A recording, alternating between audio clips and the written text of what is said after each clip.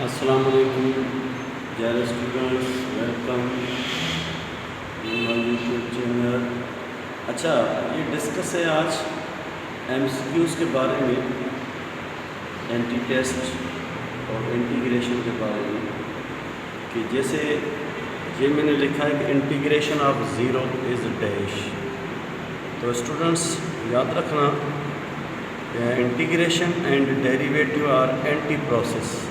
तो डेरिवेटिव का जो एंटी प्रोसेस है उसका नाम है इंटीग्रेशन और एंटी डेरिवेटिव। तो अगर मैं आपसे क्वेश्चन करूं कि what is the derivative of constant function, तो आप कहोगे ये ज़ीरो बन जाएगा। अगर दोबारा इसके ऊपर ये इंटीग्रेशन दी जाए इस तरीके से ऑन बोथ साइड, तो क्या होगा, ये कैंसिल और ये कैंसिल। तो ये ज़ीरो जो है, इस ज़ीरो की इंटीग्रेशन बन जाएगी सी, यानी सी एक कांस्टेंट है, कांस्टेंट का डेरिवेटिव ज़ीरो। तो फिर वापस एंटी प्रोसेस में ज़ीरो की इंटीग्रेशन सी, इसलिए कभी ये नॉट पॉसिबल को टिक नहीं करना, ये सी बन जाएगा। अच्छा, एक और सवाल है कि इंटीग्रेशन ऑफ डी एक्स, यहाँ पे समझो एक कोफिशिएंट 1 है।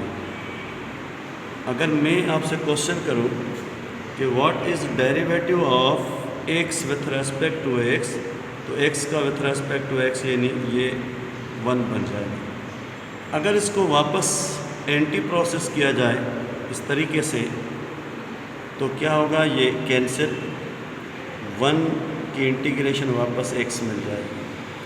तो ये है integration of 1 with respect to x. तो ये ज़ीरो नहीं होगा, कभी गलती नहीं करना, ये सी भी नहीं, ये एक्स होगा। एक और तरीका इसमें कि फ़र्ज़ कीजिए वहाँ पे एमसीक्यू आ गया, आपको ऑप्शन का डेरिवेटिव निकालना है। अगर डेरिवेटिव वापस ये मिल जाए तो याद रखना आपका आंसर सही है, क्योंकि इन दोनों के दरमियान ये जो भी है ना, इसका नाम है इंटीग्रेंड फंक्शन, या इसका नाम क्या है, इसका नाम है डिफरेंशिएटेड फंक्शन, यानी ये खुद एक डेरिवेटिव है। तो सी का डेरिवेटिव क्या होगा, ज़ीरो, या ज़ीरो बन गया। सिमिलरली मैं कहूँ एक्स का derivative with respect to x, आप कहोगे यस 1 आ जाएगा। इस तरीके से एक और ये है कि integration of differentiated function with respect to this. तो इसका मकसद ये है कि ये दोनों कैंसिल और ये dx कैंसिल, यानी ये फंक्शन सेम रहेगा। क्यों कि दोनों एंटी प्रोसेस आपस में कैंसिल, तो ये आंसर रहेगा F of x remain same, यानी फंक्शन पे कोई इफ़ेक्ट नहीं पड़ेगा। सिमिलरली ये एक एमसीक्यू है कि integration of 1 upon x into F derivative, यानी एक ये फंक्शन है, इसके साथ उसका डेरिवेटिव भी मौजूद है। कह रहा है कि ये इंटीग्रेट किया जाए तो किसके बराबर होगा। सम क्लियर हो गया कि ये पूरे का पूरा ये डिफरेंशिएटेड फंक्शन है। तो आप क्या करो, एक बहुत आसान तरीका अभी मैंने कहा कि फ़र्ज़ कीजिए इसका डेरिवेटिव निकाला जाए, तो ये ऊपर जाएगा, तो इसका डेरिवेटिव सिर्फ ये एक आएगा, लेकिन ये नहीं आएगा। लेकिन ऑप्शन नंबर बी पे आ जाओ, एलेन का डेरिवेटिव क्या होगा, एलेन का डेरिवेटिव यानी पूरी value 1 upon F of x, यानी नेचुरल लॉग का डेरिवेटिव हो गया एफ ऑफ एक्स, यानी फंक्शन अपॉन में, इनटू फिर फंक्शन का derivative F derivative of x, और प्लस सी कांस्टेंट का डेरिवेटिव 0।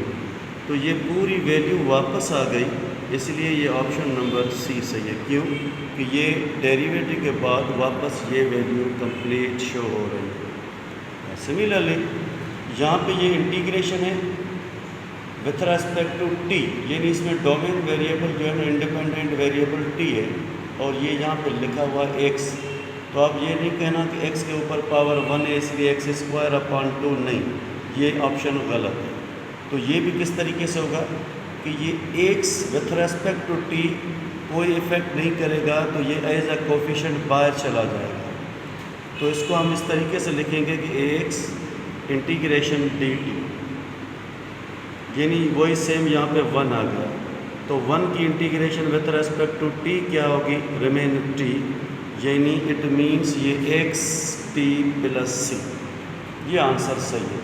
अच्छा, इस आंसर को चेक किया जाए बाय डेरिवेटिव, तो ये एक्स सेम टी का derivative with respect to t 1 और सी कांस्टेंट का डेरिवेटिव 0, तो एक्स वापस मिलेगा, यानी अपने पास ये जो है ना वो सेम वापस आ जाएगा, इसलिए ऑप्शन नंबर सी सही। सिमिलरली एक और ये क्वेश्चन के इम्पॉर्टेंट क्वेश्चन है कि integration of c with respect to d x, यानी इसमें कोई एक्स यहाँ पे नहीं है, तो इसको भी हम बाहर निकालेंगे यहाँ पे, तो ये बन जाएगा सी और integration with respect to x, वही सेम कंडीशन आ गई यहाँ पे 1 है, तो इसलिए इसका ये जो आंसर होगा वो क्या होगा, इसका आंसर होगा सी और x प्लस 1, यानी ऑप्शन नंबर इसका सी सही रहेगा। इस तरीके से हम इंशाल्लाह प्रैक्टिस कर रहे हैं कि थोड़ा सा लाइट प्रॉब्लम हो गया। अच्छा स्टूडेंट्स, ये सी बाहर आ गया और ये हो गई इंटीग्रेशन ऑफ 1 dx, तो 1 यहाँ पे, तो 1 की इंटीग्रेशन होगी x, इसलिए ये ऑप्शन सही।